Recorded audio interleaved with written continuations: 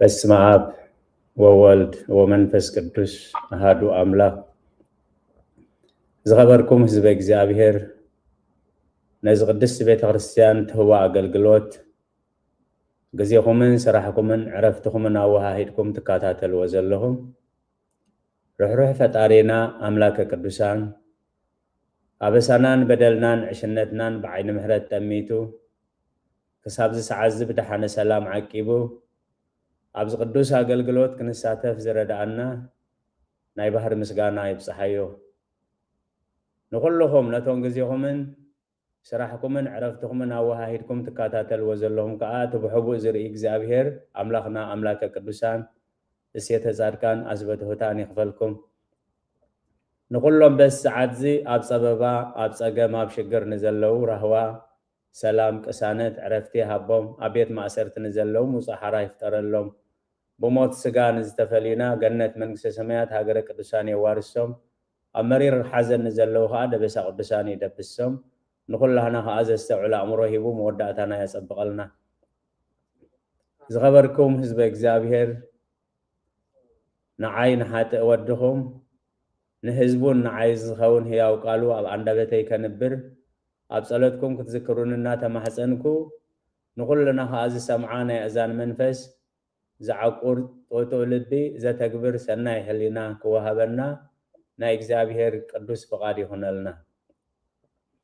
ብረድኤት እግዚአብሔር ብጸጋ እግዚአብሔር ብምሕረት እግዚአብሔር ጀሚርናዮ ዝጸናሕና ቀዳማይ ናይ ፍርቂ ለይቲ ጸሎት ካብ መዝሙር ዳዊት 119 ቁፅሪ 62 ስለቲ ጽድቂ ፍርድኻ ከመስግነካ ፍርቂ ለይቲ እትንስእ ኣብ ዝብል ሎሚ ከም ፍቃድ እግዚአብሔር መበል 35 ክፋል ኣዋጅ ፍርቂ ለይቲ ዝብል ኣርእስቲ ኢና ክንርኢ። ደጊመ ኣብ ጸሎትኩም ክትዝክሩኒ እምሕፀን። ከምቲ ኩሉ ግዜ ኣብዚ ርእስቲ ዝንገብሮ ኣብዚ ፍርቂ ለይቲ ናይ ፍርቂ ለይቲ ጸሎት ተዓዚዙ ዘሎ ብቅድስቲ ቤተ ክርስቲያን ወንጌል ማቴዎስ ምዕራፍ 25 ካብ 1 ክሳብ 13 እዩ። ከምኡውን እዚ ወንጌል እዚ ኣብ ናይ ሰዓታት ፍርቂ ለይቲ አገልግሎት ኩሉ ግዜ ሶኒ ይንበብ ኢሉ ወንጌል ማቴዎስ ምዕራፍ 25 ካብ 1 ክሳብ 13 ሽዑ መንግስተ ሰማያት ቀቀንዴለን ሒዘን መርዓዊ ክቕበላ ዝወፃ 10 ደናግል ትመስል። ካባታተን ከዓ ተን 5 ዓያሱ ተን 5 ገና ለባማት እየን። እተን ዓያሱ ቀቀንዴለን ወሲደን ዘይታ ኣይተማልአን፣ ተን ለባማት ገና መምስ ቀንዴለን ዘይትጤነአን ተማልአ። መርዓዊ ምስ ደንገየ ገና ኩለን ትኽስበላ ደቀሳውን። ፍርቂ ለይቲ ገና ጨራሕ መራሕ ኮነ እንሆ መርዓዊ ክትቀበላ ውፃ ዝብል ኣዋጅ ተኣወጀ። ሽዑ ተነናግል ኩለን ተንስአን ቀቀንዴለን ኣዳለዋ። ተን ዓያሱ ነተን ለባማት ቀንዴልና ክጠፍእ ኢሉ እሞ ካብ ዘይቲ ክንሃባና በልአን። ተን ለባማት ከዓ ኣይፋልናን ንዓናን ንዓኻትክን እንደዘይኣኸለኸ ናብቶም ዝሸጡ ደኣ ኺዳ እሞ ንርእሲ ክንዓድጋ ኢለን መለሳለን። ክዕድጋ ምስ ከዳት መርዓዊ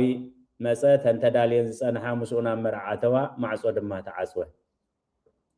ድሓር ተን ዝተረፋ ደናግል መፅአን ጎይታይ ክፈተና ኮታ በላ። ንሱ ግና መሊሱ ብሓቂ ብለክን ኣለኹ ኣይፈልጠክን የበለን። ብኣርስታ ወዲ ሰብ ዝመፀላ መዓልትን ሰዓትን ኣይትፈልጡን ኢኹም እሞ ንቕሑውን። ነዚ ኣብ ትርጓሜ ወንጌል ከምኡውን ኣብ ግብረ ሕማማት ናይ ረቡዕ ሻድሻይ ናይ ፍርቂ ለይቲ ቅዱስ ዮሃንስ አፈወርቅ ትርጓሜ ኣስተንትኖ ኣብ ዝሃቦ ኢልና ርኢና። ስለዚ ብምሕረት ኣምላኽ ክሳብ ሕጂ ናይዚ ምዕራፍ ዝርኢናዮ ዘለና ቀዳማይ ምቕባል ሰማያዊ መርዓዊ፣ ካልኣይ ምድንጓይ መርዓውን ድቃስን፣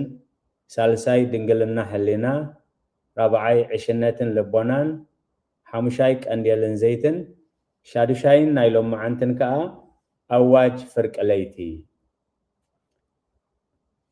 እዚ ኣርእስቲ እዚ ካብ ወንጌል ማቴዎስ ምዕራፍ 25 ቁፅሪ 6 ዝተወስዶ ኮይኑ ፍርቂ ለይቲ ገና ጭራሕ መራሕ ኮነ እንሆ መርዓዊ ክትቅበላ ውፃ ዝብል ኣዋጅ ተኣወጀ እዩ። ስለዚ እዚ ፍርቂ ለይቲ እዚ أمنت زدحن لا ندحنا زتحسمو زقزفولا ساعات إياي كم قال إجزابير مسرد كلاي نتبي قدسان إجزابير سلا فردون صدقون إجزابير زمسقنو لا ساعات يعني سالساي هيواتنان سدرانان حزبنان أبكن إجزابير إن قربلا ساعات إياي رابعاي أمنتن زي أمنتن بحبرت تأمرات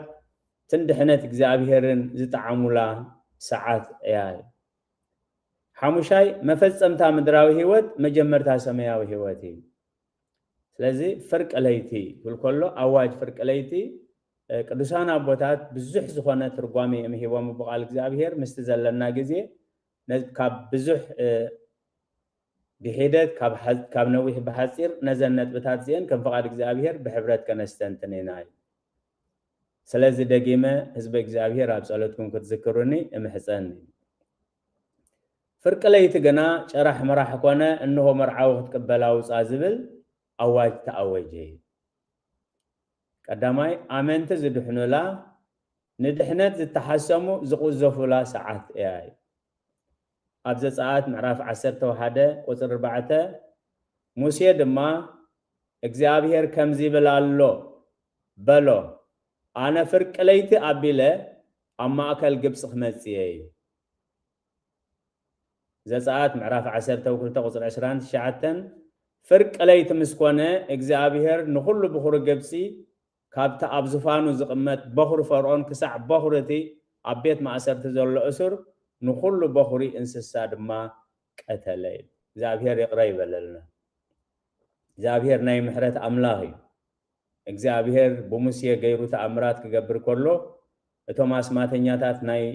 ጠንቆልት ናይ ግብጽ ኸኣ ሰለስተ ግዜ ከምቲ ሙሴ ዝገበሮ ክገብሩ ፈቲኖም እዮም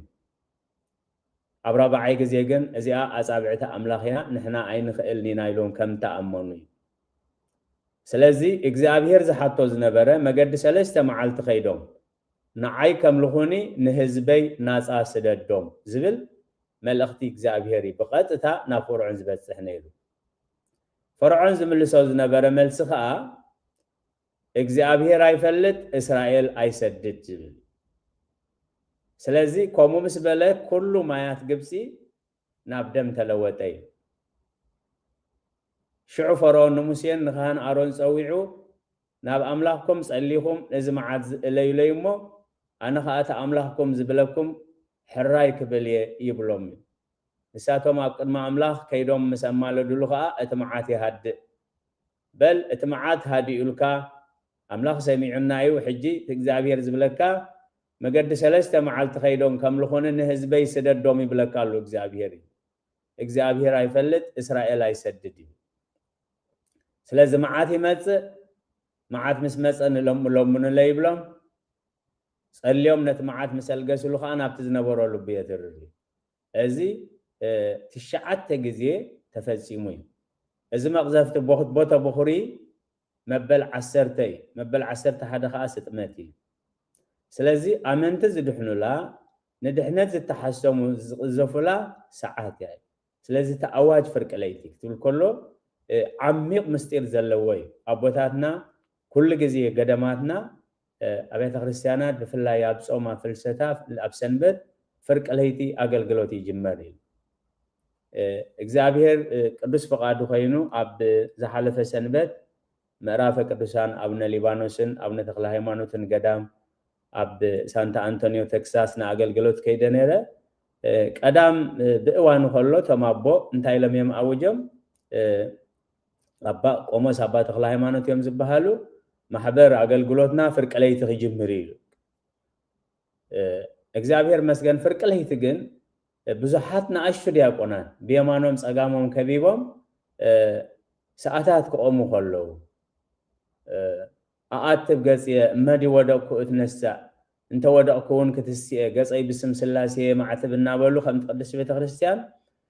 ለካ ታሪክ ጥራይ ዘይኮነ ሕጂ እውን እሞ ኣብዚ ቦታ እዚ ኣብዚ ሃገር ዝኸሙ ዓይነት ኣገልግሎት ምህላው እግዚአብሔር ኣብቲ ችዳኑ ዘለዎ ጽንዓት እቶም ናይ እግዚአብሔር ሰባት ኣብ ተራእዮም ዘለዎ ጽንዓት ዓብ ተስፋ ይኾነካ ዓብ ምሕረት ከዓ ይኸውን ስለዚ እዚ ፍርቂ ለይቲ እቶም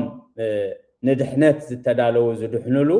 اتوم ندحنت زتحسمو خا زقزفلو بتعمي اقداس زخونه ساعاتي سلاذ قدس بيت ክርስቲያን ናይ ፍርቅ ለይቲ ጸሎት ኢላ ክትሰርዑ ከላ ብልምዲ ብባህሊ ዘይኮነስ بقال እግዚአብሔር መሰረት በቡሊን በሐዲስን ኪዳን ቅዱሳን አቦታትና ነት ምስጢሩ አመሳጢሮ እዚ ፍርቅ ለይቲ እዚ ብሸለልትነት ከይንሪኦሞ ከምተን አፍደገ ሰማያት ዝተዓጽወን አፍደገ ሰማያት ንኸይዕጽወና እዩ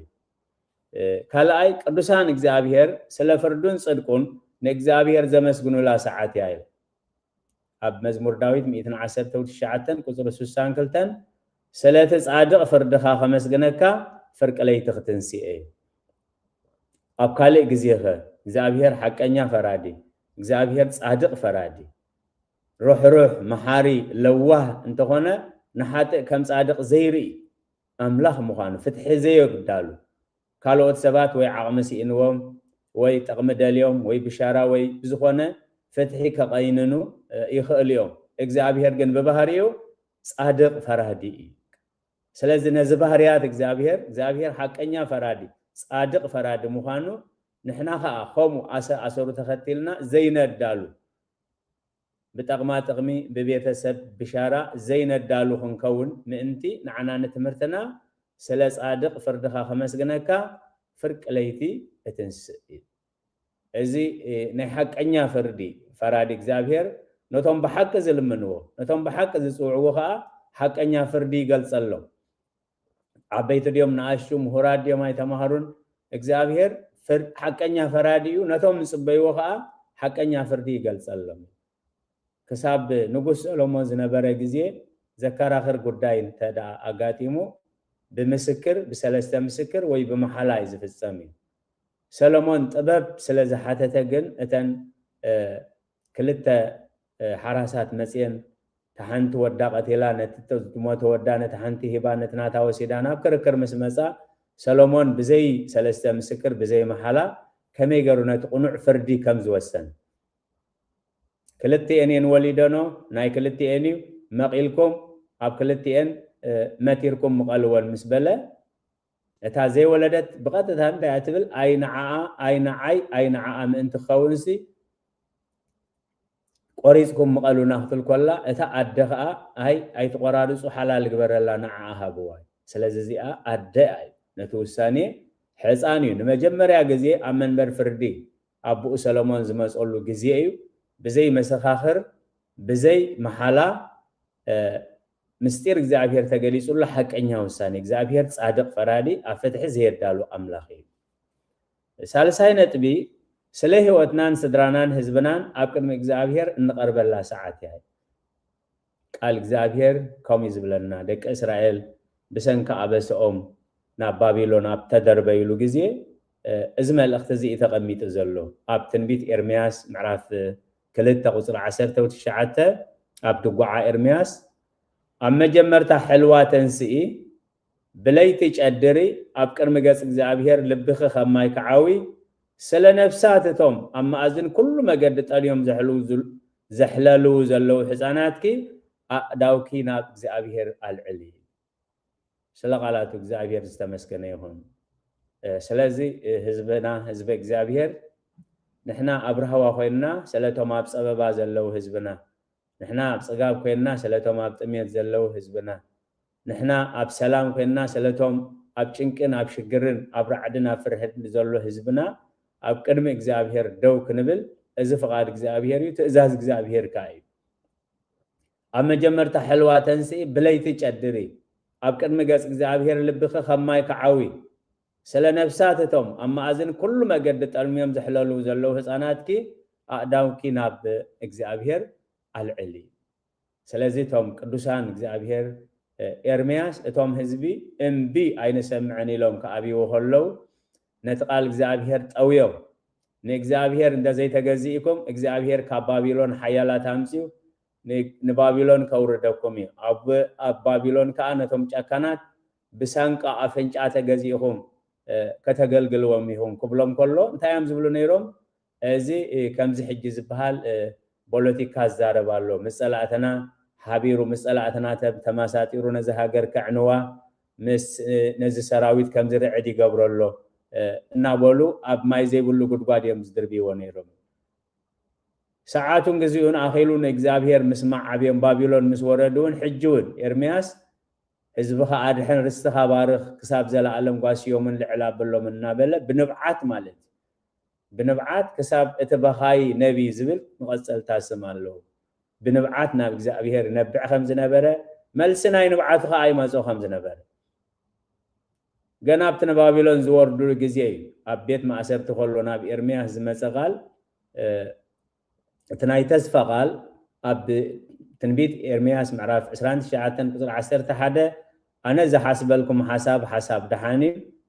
ሓሳብ ደሓን እምበር ሓሳብ ክፉ ኣይኮነን ተስፋን መፈጸምታን ክበኩምሲ ሓሳብ ደሓን እምበር ሓሳብ ክፉ ኣይኮነን ስለዚ ንባቢሎን ኣውሪደኩም ዘለኹን ክፉ ኣይኮነን ሰሪሐ ዕሪኽ መልሰኩም የዝብል ተስፋ ዝወሃቦ ዝነበረ ለይትን መዓልትን ኣብ ቅድሚ እግዚአብሔር ስለ ህዝቡ ينبع سله هزبو يصلي سله هزبو أو كل مجزابير يدفع سله زنبرة إيه سلزي نحناون لومي أبتي شجرن شنكنز بزحل وان سله هوتنا سله سدرانا سله هزبنا سله بيت كريستياننا سله عالمنا مجزابير السخا خمزن ديخا خيبله زسمع زقبل أملاخي مجزابير كم سبع يكونن أشحات هيابات كأروبو خلو نبعال تخلت سانتيم زي رسع أملاخي سلازي فلتتنا حلافنتنا معرقنا سقنا بزي قدس بتازل لنا جن هزبها أدهن رستخبارخ سلام أورد محرت أورد نتوم زقفعو زجنقو زجفجفو زلو عقبان رديئت كنوم إلنا بكن مجزابير دو كنبل فقاد اجزابير إذا نقبركا اجزابير يدقفنا رابعي أمنتن زي أمنتن حبرت بحبرت تأمرات دهنت اجزابير زتعاملا ساعات ياهي أمنتن زي أمنتن دا أنتا يرراهبهم كنتات الراهبهم كنتات كالراهبهم كلها الأملاخ نهواريات سقاهبهم كله نسخاتكم شو مدريئهم نسخاتكم برهان علميهم سلازي إذا فتصام يزخ فتصام كلها أمنتن زي أمنتن بحبرت تأمرات دحنت اجزابيرن زتعاملا ساعات يمن فرق ليتي اب قبر حواريات معرف 10 وصري 25 فرق ليت مسكونه دما ጳውሎስን ሲላስን ንአምላኽ እና ለመኑ በዚያማ የመስግኑ ነበሩ እቶም እስራት ከአ ይሰምዑዎም ነበሩ መነመንየመ ጳውሎስን ሲላስን አቤት ማእሰርቲ ያዳውም ነው አጋሮምን በመቆህ ተአሲሮም ቃል እግዚአብሔር ስለዚህ ሰበሁ ንእግዚአብሔር ስለዘምለሁ ንእግዚአብሔር ከኸሕዱ ነጣዖታት ከምልኹ ንነገስታትን ንገዛዕትን ከምልኹ ተሓቲቶም ይደልወን ናድሉ ለእግዚአብሔር እምና አድሉ ወለሰብ ካብ ንሰብ ንአምላኽ ምእዛዝ ይዝግባ نحن سمعناين زرعناين كنحدق أي كألناني نأملخ أبينا نعاهم مئزاز قبع أنت غينسك بعلخاتكم مسكرو أزب مبالهم تقريفهم تقيدهم أبيت ما أسرت أبزنو بارولو جزيه أما أخل قتلتي أما أخل زموت استفل عليه قبنات فسيمهم أبزمسو سورات قبنانياتات إلهم ناقو مسأتوهم እግዚአብሔር ሁሉ ጊዜ ስለዛዓይ ነሳቶን ግን ፍርቅ ለይት ምስኮነ ድማ ጳውሎስን ሲላስን ንአምላኽና ለመኑ በዚያማ ያመስግኑ ነበሩ ቶም እስራት ከአ ይሰምዑዎም ነበሩ ስለምንታይ በዚያማ እግዚአብሔር ህህታና ይልብስ ይሰምዕ እንዲ እቶም እስራት ከአ ነቲ አምልኾ ሰምዑ ወለዎም ስለዚህ ኣብዚ ሰዓት እዚ መሰረት ናይት ቤት ማእሰርቲ ተናቃነቀ ይዙ معصوب بيت ما أسرت بملؤ تخفتي ناي كلهم نايتهم زأمنون زي أمنون ناي باولوس الناس لازم تراجع كونس ناي كلهم نابتهم أوزنا برو أسرات مقاوح تمشي مع مخيخو خاب داوم ملقين بملؤ معصوب بيت ما أسرت تخفتي سلازي تحلق أسرات مسمسة كل تخفيته مسرعيو نفسه سيف العلو نفسه قتل مخنياته بيت ما أسرت انت لا تخفيته كلهم اسرات وصيام الله وكلهم اسرات توصيام كا እንታይ ትገብር ነርካ ተባሂሉ بحلفت قتلي سلازي بحلفت خي تقتل خلو بعلو نفسه قتلي زحسب كلنا ابزلنا اب نفسها غداتاي تكبر يلم زبلو حجو نتز غرفهم نتز چمچفهم زنبره دحنت نخلو سلازغنا اغلغلتهم كانتهم زي امنون مؤمن اتم عمصنيታት بنسحنا بحق مملا سلازغنا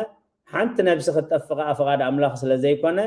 كلنا ابزلنا اب نفسها غداتاي تكبر إلهم كتنقوا خلوا شعوني شعو خامو سلاز بلوا ونايكسنن مبرهتم صليل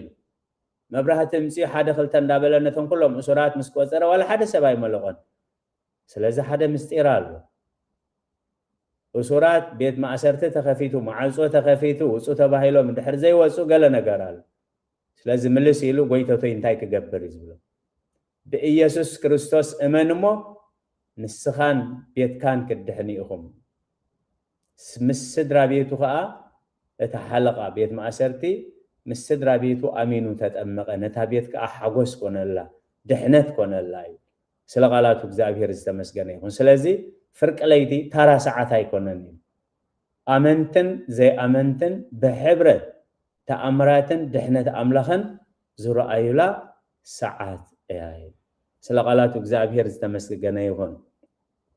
حمشاي نتبي مفصمتا مدراوي هيوت مجمرتا سماوي هيوت يعني فرق ليتي انتايو مجمرتا مودعتا مدراوي هيوت ابز تفلالي ساعات كم زمت እግዚአብሔር ገሊጽሎ ናይ ፍርቅ ለይቲ አዋጅ ግን ፉሊ አዋጅ ይገብሩ ናቱ እቲ ናይ ሰብ እቲ ቀንድ ድቃስ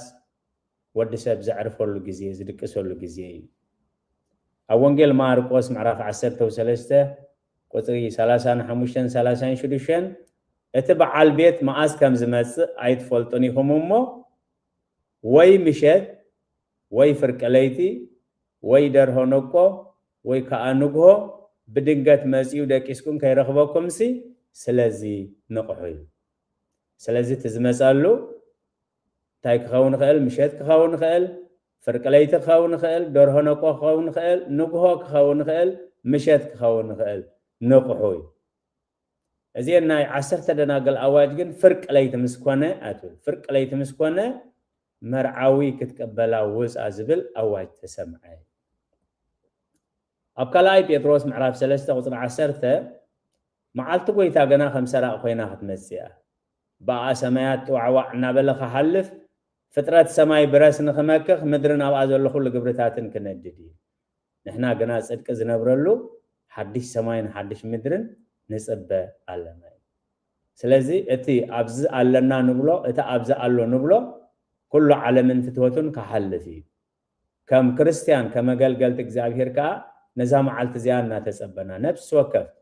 ገዳም ፍርቅ ላይ ተخدወል ኮሎ ባህሊ ወይ ልምዳ አይኮነን በቃል እግዚአብሔር መሰረት ጎይታ ከመጽኸሎ አበምልኾ አብ ዓራት አመደቀሲ ዘይኮነስ ጎይታ ከመጽኸሎ አቤቱ እና መስገና ህንጾን ኃይላሚያን ፍርቅ ለይቲ አገልግሎት ዝጅምሩ ምክንያቱ እዝናይ ፍርቅ ለይቲ አዋጅ ንخلተ ነገሪ ናብ ክልተ ነገሪ ዝወስድ ወንጌላዊ ቅዱስ ዮሐንስ ኣብ ምዕራፍ 5 ቁጥሪ 28 29 ኣብ መቃብር ዘለው ሁሉም ድምጹ ሰምዕላ ሰዓት ክትመጽያ ሰናይ ዝገበረ ናብ ትንሳኤ ህይወት እኩይ ዝገበሩ ኸአ ናብ ትንሳኤ ፍርድ ከምዝክመጽኦም እሞ በዚ አይትደነቁ ስለዚህ ኣብ መቃብር ዘለው ድምጽ ወደ አምላኽ ሰምዕሉ ሰዓት ክመጽ ዝኸበርኩም ህዝበ እግዚአብሔር ሎሚ ድምጽ አዋጅ እንዳተአወጀ ሆሎ ሰብ ዝተፈላልየ መልስ ክህቦ ይኽእል ሎሚ ንጸሎት ንንቃሕ ክበሃል ኮሎ በአንጻሩ ናብ ሐሜትና ብካልን ከይን ሎሚ ተነስሑ ክበሃል ኮሎ እዝንና ጸማም እዝን ክንህቦ ንኽእልና ሎሚ ከም ፈቃድ እግዚአብሔር ተማላለስ ክበሃል ኮሎ ሕጂ ዘይ ክንምልስ ንኽእልና ቃል አምላኽ ግን እንታይ ኢሉ ኣብ መቃብር ዘለው ድምጽ ወደ አምላኽ ዝሰምዕሉ ሰዓት ክመጽ موتان دمس ودا أملاخ السمعلو ساعات كمتي نزهان دبتاو دنگت ولدنا أسرو متلل كساب كندي أبقال እግዚአብሔር ملآت كم زنبروم كساب كندي أبقال እግዚአብሔር ردئيت كم زنبروم مدلاو كم زنبروم كقلت خلو انتا يمزبلو زي آمنالو يا بعصوس يقدفعو برحو إذا مالت انتهي مالتيو هندبت النت ممسع እግዚአብሔርን أبز مريات زي ألنا نبلو نونون هيوتنا نبرتنا بخمي كم زفلالي زي آمنالو يا بعصوس يقدفعو برحو نتزفتو أو نبرتن تعاسي خلو كوازي أمنا عاسيو إلن زي أمناسي مسؤوعتها مسأجن برحو يقدفعوي እግዚአብሔር ዘስተውዕሎ እምሮ ይሃበና ስለዚህ ቅድስት ቤተ ክርስቲያን ነዚህ ከተሰንትኑ ሆላ ነፍስና እናራአና አነ ምስመን ይህጂ ናብ ህይወትና እንደዚህ ኮይኑ ናብ ማንም ነዋጣው ጠሉ ምክንያት ይብልና አነ ምስመን ይህ ማለት ምዘን ደናግል ምዘን ለባማት ደ ወይ ምዘን አያሹ ምዘን ለባማት የክብልት ኮይኑ እንታይ ስለዛሐስኩ ምክንያቱን ሳተን ቀንዴል ገዚኤን አብ ቀንዴለን ዘይት መሊኤን ተዳልየን የነጽበያ ነይረን መርዓው ምጽምስ በለኸ አነ ተቀንዴል አብረህ አቢለን አብት መርዓት ገንሸል ክሳተፋ በቂዐኒ እተን ቀንዴል ዘአክል ገዚኤን ዘይት ዘይገዛአ ግን እተቀንዴል ክበርህ አይካለን በዘይ ዘይት ተቀንዴል ክበርህ አይካለን ዝኸበርኩም ህዝበ እግዚአብሔር ስለዚህ نزخي حزاينه يصبيا نيرن كم زمان صفلتا ግን ቀንዴል በዘይ ዘይት ከም ዘይበርህው ንፈልታ ግን ዘይት አይነበረ ቀንዴል ዘይበርህ አብቲ መርዓናይ ትገንሸል ክሳተፍ ብቋ አይኮነን ስለዚህ ዳምዳም ይለን ታንክ ገብራ ጀሚረን በዘይ ቀንዴል ከም ዘይቶ ቀንዴል ከኸይበርህ ይፈልታ ናብተን ለባማት ከደን በጃህና ለቀሃና معاسي تلقاح كخون እግዚአብሔር يقري بللنا ازي بزعبا 10 دناقل حمشته على بامات عياشو ايكونن ازي لو من عناي شعو ويتا بمثالي نغيرو مهيرونا ازي حجيغن نعين عهم انا مزن ازي ناي دحنت ጉዳይ ازي شلل زبحال ጉዳይ ايكونن ምክንያቱ ሎሚ ከም ፈቃድ እግዚአብሔር ነዛ ፍርቅ ለይት እንተ ተጸባቢና ናምናይ ዘልዓለም ሓጎሲ كنجر زي كالحجوس حنسا مسكبركا زي تحسرلو حنسا مسجبكا زي تتأميلو حنسا مستشمكا زي تسعرلو حنسا مستحجوسكا زي تحزنلو حنسا مسلبسكا زي تعرقلو እዝን እንደዚህ ኮይኑ ግን እትኻሊ ካብ አምላክ ካብ ሰውረን ስለዚህ ነፍስና አነ ምዘን ደናግል ለባማት ደ ወይ ምዘን አያሹ بدنجلنا ملوء عدمينا أملاك أقلقلن أي فلتكني خبهلا قليل نجار يكون زابير حكينا فرادي لواه حياواي نحات كم صادق زري أملاك جنا يكون سلقالاتو زابير استمس جنيهون سلازي إذا أواج فرق ليت خمسي مو زتدالهم كله سلازي مزن دنا قل لبامات انت دعالينا نتزل الناس نعنا هنهزم اي انس كمان اي تدالوهن قنديلين شمع زيتين اي تدالوهن تلنا انخن دالو حجون غزيلو حجون محرت እግዚአብሔር اي تعاسون حجون ناي نسح غزينا زلنا حجون ناي فرق ناي فقر املاح غزينا زلنا يداو እግዚአብሔር نعنا نمقبال كل غزي مستزرغحين ግን ልብና ከተርር يبلون ልብና ከተርር يبلون ስለዚህ እዝናይ ምሕረት ጊዜ እዝናይ ፍቅራ አምላክ ጊዜ እዝናይ ንስሐ ጊዜ አብተወዳአሉ እንታይ ይኸውን ምሕረት ተዓጽዩና ፍርዲ ይኽልወት አፍርድ ምስተለወጠ ሽዑ ከሐከህ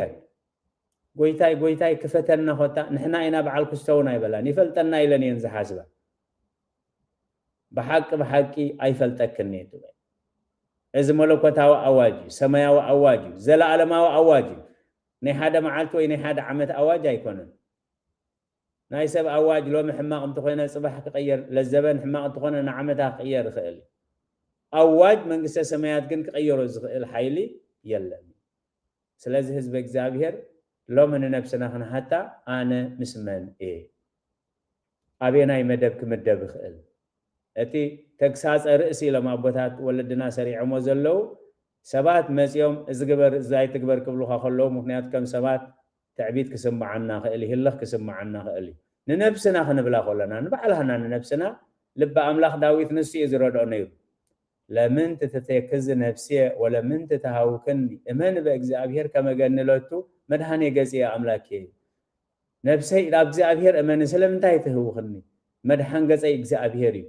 ناب اغزابير امني اغزابير توكل እንዳበለ ነፍሱ ባዕሉ ይገሰጻና ይብል ስለዚህ ሕጅኻ ነፍስና ንርአዩ ምዘን ዓያሹ ኢና ዘይቲ አየዳለናን ቀንዴል አየዳለናን ማለት زيت مالتاي مالتي قنديل مالتاي مالتي ابز حالته غزينا እግዚአብሔር ረዲእና ሪኢናዮ ኢና ማለት ስለዚህ ዘይት እንደዚህ የሊ እንተ ኮይኑ ዘይትን ዕድጋሉ ጊዜ ሕጅውን ምሕረት እግዚአብሔር አይተዓጽወን ሕጅውን ናይ ንስሐ ጊዜ አይተዓጽወን ሕጅ ብሸለልትነት እንተ ሓሊፍናዮ ድምጽ ወደ አምላኽ መጽኡ ንሕና ብዘይ ሓሰብናዮ ጊዜ ነፍስን ስጋን ተፈላለየን ስጋን ኣብቲ ዝነበረ ሓመድ ተመልሹ ነፍስ ኣብ ቅድሚ እግዚአብሔር ጠጠው ምስበለት شعو الحدا أكل زدحن يلني سلطاننا خدحنا نايكل فلتتنا خدحنا نايكل معاركنا خدحنا نايكل هبتنا خدحنا نايكل ولدنا صدرانا خدحنا نايكلو أما إتادهن ولتا ومدرني أما تاقب مهزنتاي أدن ولادا زيت دحنا له مدرخ أوشج أزلو نفسات نكزابير تركولو جزيه نايفرد جزيه كمسي سلازي بدحنت وازايل بوني كم كريستيان كم امنتي كم قلقلت كريستوس ابتنا يزل على ما ودحنت تساتفت اندحر كنكون زين خيل كوينا كبرن زخر سميهون ويتا اس كريستوس انت ايل زلو او انجيل ماتيوس معرف 10 شريش تغزر 24 من تايبقو لسب لأما كله عالم ربها ونفسه هاقله من تأم وهذا سب بيزاهو لنفسه سب كل عالم ربيحو نفسه تدفع انتاي تأمو سب كبجا نفسه انتاي زي ما هذا كل عالم ربيحي بمن فساوهن بسقا زدلينا نقر رخيبنا سمكا ام مصحف هيوت يلون سمكي ام مصحف هيوت يلون انت دعت بهيلو ازي كبيد نقر اسماتنا ام مصحف هيوت اندحر زيليها بقدي ابتخال مصحف الله ابت مصحف موت الله ማለት ስለዚህ ابت مصحف هيوت ተረኺቡ ዘይ ابت مصحف هيوت سموز ተጻሒፉ ዘይ ተረኽበ ናብት ቀላይ ሓው خድርበይ ተቀላይ ሓው ኸአትኻላ ይሞት ዮሐንስ አብራአይ ስለዚህ እንባር አዋጅ ፍርቀለይቲ ንዓይንታይ አዋጅ ፍርቀለይቲ ሰማያዊ መርዓዊ ንጉስ ዘለዓለም اتبدومون عالم زد حنك اتمدحانيها مدحانيخي فرق ليت مسيح كوخ كبدي بهندبت كلنا يمريت الله زبحال هاقنا خطفي كل زدالنا خمس خغبري خمس خسريح خمس خنبر يزبلنا كل هاقنا انتايبل دوبي بل شيم يغير كلا اقاليت اكو اقالي وزرو اقالي زبحال زنبره بقاطتا شيم يغير رياسا يبحال مال ስለዚህ ህዝብ እግዚአብሔር አምሕረት እግዚአብሔር ይናዘለናሞ ሕጅውን አፍቅራ አምላኽ ይናዘለና አብናይ ንስሐ ጊዜ ይናዘለና እግዚአብሔር ስለዝረዳና ተማሊ አብናይ ንስሐ ጊዜ ዝነበሩ ምድራዊ ህይወት ተወዲኡ ሎምና ፍርዝ ተሰጋገሩ ብዙሓት ክህሉ ኸልዮም ሎም አንተ ጥራይ ማለት ስለዚህ እግዚአብሔር ረዲና احنا ግን በህይወት አለና በህይወት ስለዘለና ኸአ እዚ ናይ ፍርቅ ለይተ አዋጅ ክንጥቀመሉ ጎይታ ክመጽኸሎ እቶም ጎይቶን ክመጽኸሎ ሰናይና ገበሩ ጸንሕዎ ባሮት ብፁዓንዮም ተባሂሉሎ ስለዚህ ኣብዚ መዓልቲ ፍርደዚ እንድሕር ምስቶም ፍርቅ ለይቲ ተዳልዮም ጸናሕና ኮይና ኣብቲ ዘለና ክውሰኸናይ ኮሚሉ ቃል አምላኽ ለዘቦ ይህቡ ወይሉ ወለዘቦ ወለዘሂ አልቦ እንተ ሂቦ ይሃይዱ ወይ ነቶም ከም ፍቃድ እግዚአብሔር ዘይተጸበይ ግን ነቲ ኣለና ዝብልዎ ዝመስለሙን እንታይ ክሕደጉ እዮም ካብ ዝኸም ዝሰውረና ስለዚህ ካብ ዲያብሎስ እግዚአብሔር ካብ ገሃነመ እሳት መንግስተ ሰማያት ክኸውን ምርጫና ጣዕሚ መንግስተ ሰማያትን መረረ ገሃነመ እሳትን ክብሪ ቅዱሳንን ሕስረት ረሲአንን እናዘከርና ነዚ ጉባኤ ቅዱሳን ክንሃርፎ حواري قدوس باولوس عبراويان معراف 12 بزعباتا سماويت يروساليم بزعبا دبر ጽዮን بزعباتهم قدسان نفسات بزعبات كاب دم أبيل نلعل ززارب يسوس كريستوس نابزي إخم بسيحكم زلهم إلو تسمياو خبرت سمياو هيوت انتهي كم زمسل قلت سألنا سلازي كم فقاد اكزابيهر أواج فرقليتي أبز مريد زي وحلول زخونة كايدة كن كايد كم فقاد اكزابيهر نعنان نسدرانان أبز مريد زي وحلول زخونة أبز هيوت زي وحلول زخونة كايدة كن كايد داس زبلنا زي كونس زقبانا خنقبر أبز حلاف المدري زي حلف كبر تاريخ أبي هيوتنا كبر تاريخ أب سدرانا كبر تاريخ أب بيت خريستياننا كبر تاريخ أب هاجرنا كبر تاريخ أب عالمنا قديفنا نبتزينا علماء هيوت كن السجاجر إذا فقاد إجزابيهري سلازي أواج فرق ليتي نايسبات أواج يكونن حلاف أواج يكونن زغير أواج ونا يكونن فرق ليت مسكونا خا شرح مرح كونه إنه مرعوي مسيمو نخد قبلا وصا زبل أواج تأوجي وانجيل ماتيوس معراف 15 قطر 6 شعو خلتا فصامي زقاتم اتن تدالين صنا حلبامات قنديل نابريهن تخيل نابتي مرعاغن شلاتوا اتن عياسو قنديل غزيان زيت زي غزاغن يمان صقام قبلا معصو تعسي محرت املاح توديو مالك سلقالاتو እግዚአብሔር ተመስገነ ይሁን ስለዚህ ዝخبركم ህዝበ እግዚአብሔር سمعنا خنقبر غيرنا خنصدقمو لومي بمريت بسغا بنفسي ابز مريت زي تخافلتنا يزبرخت كنكون ابتزمص هيوت كا اسمعنا مصحا هيوت تصحيفوس مستن لبامات مستوم لباموت مستوم نسمعوا ኢየሱስ ክርስቶስ مسيلوم برهان توغانا لبيسوم كم صحاي بريهم ابيمان ኢየሱስ ክርስቶስ زقومو كومو خنقاوم نحنا ذا عالم زي زدلينا انتيلنا جن ذا عالم زي نزقوملو سب يلن نا اماني يكون نزي اماني نزا امان نصبي يكون زي صبيو ذا عالم زي بجدي كبكعي عد مود سب 70 يلو لب املاك داويت انت بصحاخ 8 تن 10 عمت كان يسقاين ناي مكران ردوني دغفن تبحال نسدرا بيت كا صروم تخونن نمبر منم تفريلو تمصالو ነገር ዘይብሉ ስለዚህ ሰብዚ كل جزء قدس بيت خريستيان كا او اهاويه يتافقروا العالم والى زهلو استعلم اسمع له مني حلافي وفتوتنا حلافه نفس وكف تنافق دياقون كابتم شوعات ملختات مسنببه زوجه اواجي ازي كامل اختي قدس يوحنس كالاي معراف اب قداماي ملؤتو كالاي معراف اب قدر 15 16 زلي او اهاويه يتافقروا العالم حواتينا عالم اب عالم نزلونا يتفكروا انت تفكيركم خا غديفكم كطلمكم انت تفكيركم خا خطلمكم عالم مطلام لماد سلازخون قومل سلازي زخبركم حزب እግዚአብሔር አዋጅ ፍርቀለይቲ አብዝብላር እስቲ ሐሙሽ ነጥብታት ይናሪ እና ከንፈቃድ እግዚአብሔር ስለዚህ ተቀዳሚ ትዝራአናላ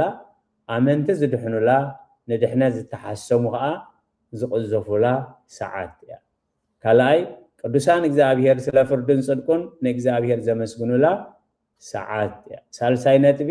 ስለ ህይወትናን ስድራናን ህዝብናን አብቅድመ እግዚአብሔር ብጾምን ብጸሎትን እንቀርበላ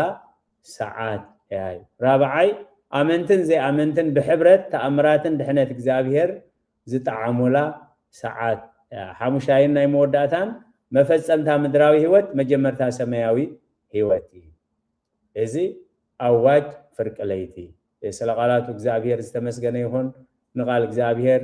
በህዳአተን በአንቃድወን ገዚኹምን ስራሕኩምን ዕረፍትኩምን አዋሃይድኩም ስለዝተኸታተልኩሞ እትብሕቡ ዝሪ እግዚአብሔር እሴተ ጻድቃን አስበተውታን ይኽፈልኩም ዘይግባአና ክንሱ ምሕረቱ በዚሕልና በዝኸምዚ አገልግሎት ክንራኸብ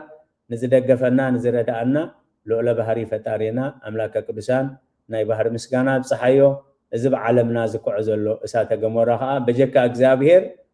ካልእ ከቕርሮ ዝኽእል የለን በለ ኮይኑ ኸአ እግዚአብሔር እንተይሉ ኮይ ኢሉ እሞ እግዚአብሔር ከምቲ ቦታትና ከምቲ ቅድስ ቤተ ክርስቲያንና ዝመሃረህና አቁርር ማአተከ እምኔነ ወአውርድ ምህረተከ በላዕሌነ ንጉሰ ሰላም ተሳሃለና እናበልና